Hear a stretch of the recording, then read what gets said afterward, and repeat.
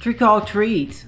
Another viewer request this week, and one I had no familiarity at all with, being a person, as I've said several times before on this channel, who isn't that into music. You see, this is a 1986 American rock horror, a genre I almost certainly just invented, with cameos from rock gods Ozzy Osbourne and Gene Simmons. So is this a rocking treat or a rotten trick? Well, let's find out in this week's Look Back At. The first thing you are going to notice about Trick or Treat is the fantastic soundtrack. Straight away from the off, it is an absolute banger. Coming from me, this is high praise indeed, because with the full knowledge of the danger of repeating myself, I rarely bring up music soundtracks in reviews due to not being at all musically inclined. I sing like a cat being electrocuted, and I'm tone deaf. But I like what I like, and I know good music when I hear it, and I loved the soundtrack for this, which is 80s rock and provided by the band Fastway. This actually caused the film a slight problem in pre-production, as originally Blackie Lawless from the band Wasp had auditioned for the lead antagonist role of Sammi Curr and been offered the part. He would only accept on the condition that he also be allowed to do the soundtrack for the film. When this request was denied, he was told he'd have to lip-sync Fastway's music. He refused the part, saying he didn't need Fastway's music when he had his own band. Either way, it turned out fine in the end, as the soundtrack here is great and entirely on point. It is, however, merely an early indicator for the rest of this film. In other words, totally burying the lead, this flick is pretty goddamn good. The story is one which at first appears trope driven, with our hero Eddie Weinbauer, played by Mark Price here, being your typical 80s bullied and marginalised loser high school teen caricature, with Eddie in the first 5 minutes writing a letter to his hero, hometown rock god Sammi Curr, being humiliated by the jocks, and then finding out that his hero Sammy has actually died in a freak hotel fire. It's at this point that we get a Gene Simmons cameo, yet another rock legend who was offered the part of Sammi Curr and decided to turn it down in favour of this cameo as rock DJ Nuke, which he claims was a tribute to his own personal childhood hero DJ Wolfman Jack. As an aside, I'm kind of glad that he and Blackie Lawless turned down the role, because Tony Fields, who eventually took the part and was more a dancer than an actor in reality, looks the part of an 80s rock god and has a definite charisma to him that really sells the part of Sammy and makes him a compelling antagonist. Having Gene Simmons in the role really would have been very distracting for me personally. He's too well known as a real life larger than life character in his own band Kiss. Back to the main story, DJ Nuke gives our protagonist Sammy's last album, Songs in the Key of Death, which is an actual parody of Stevie Wonder's Songs in the Key of Life. After this, we get another element that on first impressions looks like a key 80s staple trope of this genre. The girl or boy way out of the protagonist's league who acts like our loser might have a chance with them, but is in reality just setting them up for more humiliation and pushes them over the edge of sanity and into a murderous rage. I thought this was basically going to be Heavy Metal Carrie.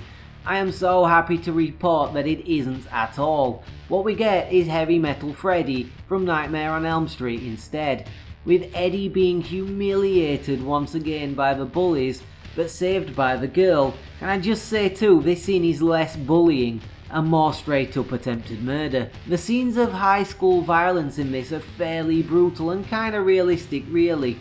Also, why do bullies in 80s high school films always look like they are 35-year-olds? Eddie then storms off home and falls asleep listening to Sammy's last album. It is here where I realise this is actually a satirisation of the satanic panic around rock music that was a fairly major movement in the early 80s, with Eddie being given instructions on how to get revenge from Sammy by playing the record backwards, which a lot of conservative Christians at the time really honestly believed meant you would hear the voice of Satan, telling you to fornicate and kill people and other cool stuff I guess. From here on out we get a series of excellent ever escalating action horror scenes. First an hilarious chase through the school, where I was in literal fits of laughter as one bully flew down the stairs having slipped on spilled water, and the rest of the pursuers and Eddie tiptoe through a library, mid-madcap chase. Next, Sammy somehow controls what appears to be woodshop equipment to almost drill a hole in the chief bully's face, and then the same dude's girlfriend being almost terminally sexually assaulted by a weird glowing effect and an animatronic demon. Hey, it's the 80s and a cheap horror, we gotta get at least one pair of boobs on screen in the most pointlessly gratuitous way possible. It's at this point that Eddie says enough is enough and tries to cut his ties with Sammy, as he just wanted to enjoy rock and get revenge. He didn't want girls being weirdly molested by green ghost goblins and people dying or having their ears melted off.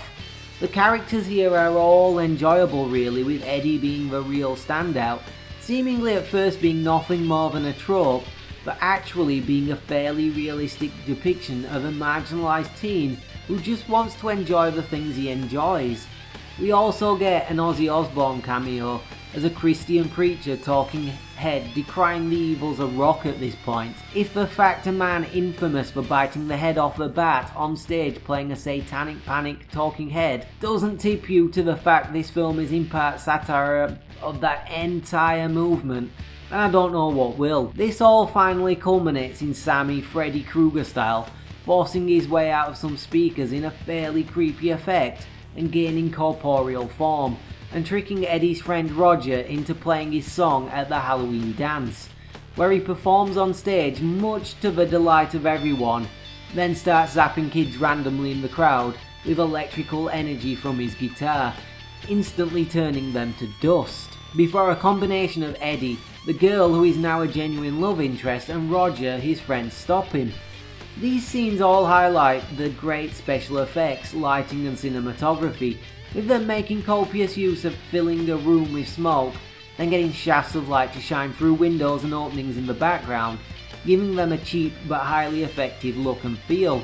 We get some really great practical effects, with a particular standout being a talking head being pulled through a TV and turning to ash as she exits, which was very reminiscent of Nightmare on Elm Street, mixed in with 80s digital effects, which have aged less well but are still passable, and a whole lot of fireworks showering sparks everywhere whenever Sammy does something. This entire part of the film is great, and should really just have been the ending. Instead, we get another 20 minutes to bring the runtime up to a total of 98. The last 20 minutes aren't awful, but honestly, him just dying in the school was a more fitting end than the one we got, which seems stretched out and tacked on to me, and would absolutely have killed Eddie too. Although props for the fact calling Sammy a poser is eventually what causes his downfall, so that was Trick or Treat, a really entertaining 80s rock horror that is kinda creepy, borrows a lot of its vibes from Nightmare on Elm Street, satirises the entirely ludicrous satanic panic of the 80s, and has an absolutely banging soundtrack. I know, it even throws in a couple of genuine rock god cameos for good measure.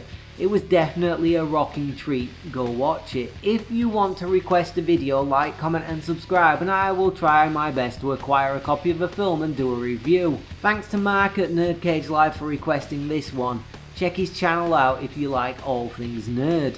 Join me next week when I'll be reviewing New Zealand's 10th greatest film of all time, The Quiet Earth.